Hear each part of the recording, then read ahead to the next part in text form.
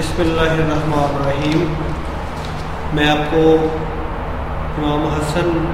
اور معاویہ کی صلح کے بارے میں بتانا چاہتا ہوں، جو کہ اسلام کے اندر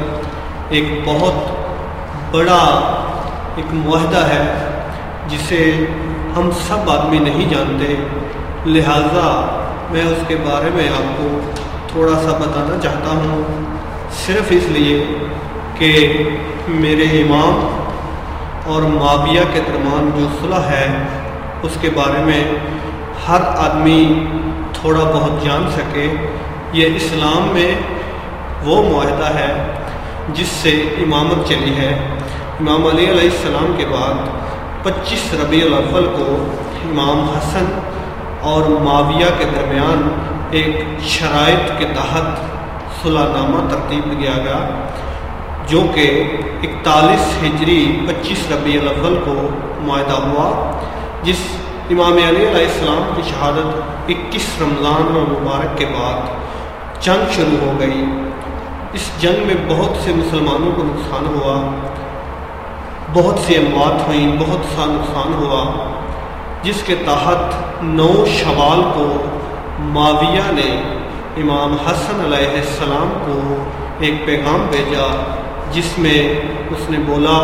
کہ ہماری آپ کے ساتھ صلح ہونی چاہیے، کیونکہ بہت سے مسلمان اس میں مر رہے ہیں، لیکن معاویہ کا اس صلح میں ایک منافقانہ ذہن تھا، جس کے اسباب بعد میں آپ کو میں بتاتا ہوں۔ جنگ کی صورت میں 2 بہت بڑے نقصانات جو تھے سامنے آ رہے تھے۔ ایک تو خسارہ تھا جو مسلمانوں کی اموات کی صورت میں ہمارے سامنے ہے، دوسرا ہو سکتا ہے کہ اگر یہ جنگ شروع رہتی تو امام حسن اور امام حسین علیہ السلام کی شہادتیں ہو جاتی، اس کے بعد معاویہ حکومت میں ایسی تبدیلیاں کر دیتا جس سے اسلام کی اصل روح تباہ و برباد ہو جاتی۔ اسلام کی اصل روح کو تباہ کرنے میں معاویہ اور معاویہ کے خاندان نے کوئی کسر نہیں چھوڑی، کیونکہ رسول خدا کے دور میں بھی یہ لوگ مختلف طریقے سے سازش کرتے رہے، اور امام علی علیہ السلام کے دور میں تو یہ کھل کے سامنے آئی، اور اس کی صورت میں ایک جنگ جمل کی صورت میں سامنے آئی، جس پہ امام علی علیہ السلام حق پہ تھے، لہٰذا وہ حق ہی حق رہا، باطل مٹ گیا، باطل مٹے گا انشاءاللہ۔ اور اگر معاویہ کی حکومت اسی صورت میں سامنے آ جاتی تو یہ نہیں ہو سکتا کہ ہمارے آخری نبی صلی اللہ علیہ وآلہ وسلم جو تھے وہ اس دنیا سے چلے گئے، امام علی علیہ السلام آ گئے،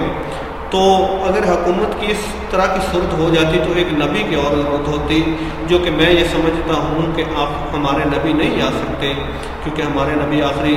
نبی ہیں، انبیاء کے سردار ہیں۔ لہٰذا کچھ شرائط رکھی گئی جس کی صورت میں صلح ہوئی کہ مسلمانوں کے قتل و غارت نہ کی جائے، اس کی صورت میں امام حسن علیہ السلام کو امام مانا جائے، اور امام حسن علیہ السلام کبھی بھی کمزور نہ تھے، یہ مت سمجھیے گا کہ امام حسن علیہ السلام نے اس لیے صلح کی کہ وہ کمزور تھے، نعوذ باللہ یہ بات نہیں ہے، بلکہ بات دراصل یہ ہے کہ معاویہ کے پاس اس وقت سازشی ٹولہ بہت زیادہ تھا، اور امام حسن علیہ السلام کے پاس جو آدمی تھے وہ اس کی سازش کا شکار ہو گئے، کچھ نے رشوت لے لی، کچھ قبیلے اس کے لالچ میں آ گئے، اس لیے امام حسن علیہ السلام نے اسلام کی بقا کے لیے جو ہے کچھ شرائط پہ اس کے ساتھ صلح کی۔ کچھ لوگ اس شرائط کو مانتے تھے، کچھ اس شرائط کو نہیں مانتے تھے، کچھ اس کے چند شرائط کو مانتے تھے جو اس میں تھیں، لہذا مسلمانوں کے لیے یہ صلح نامہ جو تھا ایک فائدہ مند ثابت ہوا۔ اس سے اگر یہ صلح نہ کرتے تو نعوذ باللہ یہ بھی کہہ سکتے تھے کچھ بندے، کچھ مسلمان، کہ امام حسن علیہ السلام نے صرف اپنی بقا کے لیے، اپنی حکومت کے لیے مسلمانوں کا خون بہا دیا۔ اس لیے امام حسن علیہ السلام نے صلح کر کے ثابت کر دیا کہ وہ صرف حق کے لیے لڑتے ہیں، اپنی ذات کے لیے نہیں لڑتے۔ لہذا امام حسن علیہ السلام نے اس کے ساتھ بیٹھ کے کچھ فیصلے کیے، جس کی بعد میں مختلف طریقے سے معاویہ نے سازشی طریقے سے اس صلح کو سبدوش کرنے میں کوئی کسر نہیں چھوڑی۔ لیکن امام حسن علیہ السلام نے اپنے تمام ساتھیوں کو ساتھ لے کے اس فیصلے کی پوری جو ہے تائید کی اور اس پہ قائم رہے۔ لیکن معاویہ اپنی سازشوں کے تحت اور اپنی گندی ذہنیت کے لحاظ سے اس کو ختم کرنے کی کوشش کرتا رہا۔ جو اس نے شرائط رکھی تھیں اہل بیت کو نیچا دکھانے کے لیے، اس نے کوئی کسر نہیں چھوڑی، لیکن اہل بیت ہی سچ تھا، حق تھا، آج بھی ہے، کل بھی رہے گا۔ لہذا صلح جو تھی وہ امام حسن علیہ السلام نے دنیا کو دکھانے کے لیے کی کہ یہ نہ ہو کہ کل کو کوئی یہ بول دے کہ اہل بیت کے جو امام تھے وہ تو صرف اپنی کرسی بچانے کے لیے، نعوذ باللہ ایسی بات نہیں ہے۔ امام حسن علیہ السلام نے یہ صلح صرف اس لیے کی تاکہ کل کو کوئی آدمی یہ نہ بول سکے کہ اہل بیت جو تھی وہ صرف اپنے لیے سوچتی تھی، اپنے امام جو امام ہیں ان کو صرف اپنے لیے سوچتے تھے۔ نہیں، وہ تو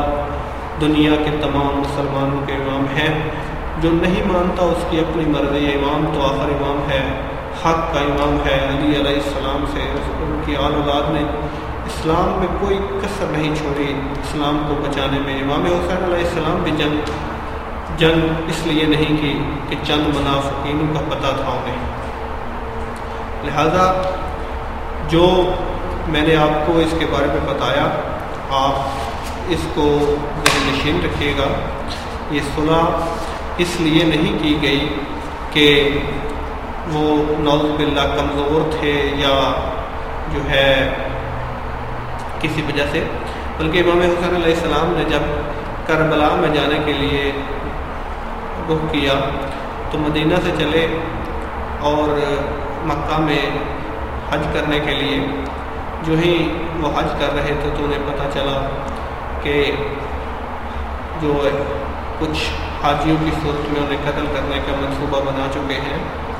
لیکن جو ہی انہیں پتہ چلا انہوں نے اپنے ساتھیوں کو حکم دیا کہ حج کو عمرے میں تبدیل کیا جائے اور سفر آگے کی طرف کیا جائے۔ تو پوچھا گیا کیوں ایسا کیوں کیا جائے، تو بولے کہ میں نہیں چاہتا کہ یہ اللہ کی